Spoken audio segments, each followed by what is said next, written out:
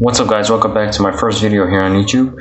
This video is going to be pretty basic. It's going to be talking about my smartphone, my daily driver, and which is the Samsung Galaxy A70. And it was released like last year. It was last year's mid-range phone from Samsung. It has a successor now which is called the A71. And in this video I'm basically going to address if you should get this smartphone or not. So when I first got the smartphone, I got it after everybody else. I got it in January just because I was in need for a new phone and I didn't have a high budget, and the A71 wasn't released yet. So basically I just got this one, and it was basically my birthday. So this phone, I'm going to be talking to you about the pros and cons of this thing in daily usage, and if you should get one right now or just basically get another phone, okay, or the successor of it. So basically, like this phone right here, as you can see, has a 1080p AMOLED screen. I don't know what the exact resolution is, it's not a stable one, but it's maybe like 2580 by 1080. I don't know the resolution of it. And so basically it has a in-display fingerprint scanner like the Galaxy S10 and the Galaxy S20, but the problem with this fingerprint scanner is it isn't stable, especially with a screen protector on it, you know. And Samsung didn't tell if it's optical or ultrasonic, but I can tell you that it is optical because one time I had my finger wet and I tried to unlock it, didn't work, and with an ultrasonic fingerprint scanner that is not the case. So basically in this phone right now, right there, since the software update, many improvements got into this phone, especially the camera, in the camera department. This phone, for me, has the best camera in the smartphones that I've used, between the smartphones that I've used, not the best camera in the world, especially because the Pixel just rivals it. But yeah, the camera is great on this phone when it comes, especially video quality. It has improved a lot since the software update, and it has a cutout on the top, not a hole punch. But this one is so small, it's barely noticeable when you're watching content, but the hole punch is better for some people.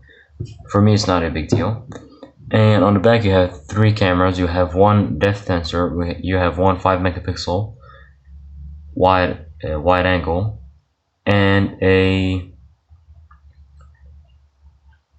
32 megapixel main sensor. And there are a lot of YouTubers that said that in the camera the software also plays a big part of it. So it doesn't always mean that the higher pixel count means a better camera. But this camera has improved a lot, and it takes great photos, as I said. The speaker on this phone is just not that loud. It is good, it is bearable, but it is nowhere near the flagships or the gaming smartphones, because it doesn't have dual stereo speakers, and it doesn't have it doesn't sound that good. It has mono speaker. It sounds average, not that classy, not that special. But if you'd like, this has something that not a lot of phones have, which is the headphone jack. And this thing is really nice to have, especially for me, because sometimes I don't want to charge my wireless headsets. I just want to plug in, a basic set of headphones and just listen, a basic set of earbuds and just listen to some music. So, and also it has, I forgot to talk to you about it, it has a expandable memory up to 1 terabyte. If you get you can expand this memory to about 1 terabyte of storage. It has 2 SIM card slots and 1 micro SD card slot. And yeah, that is all that is on this phone, and the performance for me is fine. It has glitched a few times, but every phone does that. Every phone that I've used did that. But yeah, other than that, it's good. I mean, it can handle the heavy games like Call of Duty and PUBG Mobile. Like, those are the games that I play right now. Fortnite, I don't install it on my phone because I have it on my PlayStation. I don't need it basically, and I don't play it a lot. So yeah, that's it. That is basically all you need to know about this phone. And if you're wondering that if you should get it, in my opinion, like you can get the A71, which is a successor to this right now, which is around like $400, I think. And if you don't like that, you can still get a used flagship smartphone from like for example, the S9 or the S9 Plus. You can get it. Now, the reason I didn't get them is because this is a personal preference thing. You don't have to follow me on it. It's because I don't like buy used stuff. I don't trust the seller and trust issues. That's why. I got a used laptop once and it didn't work.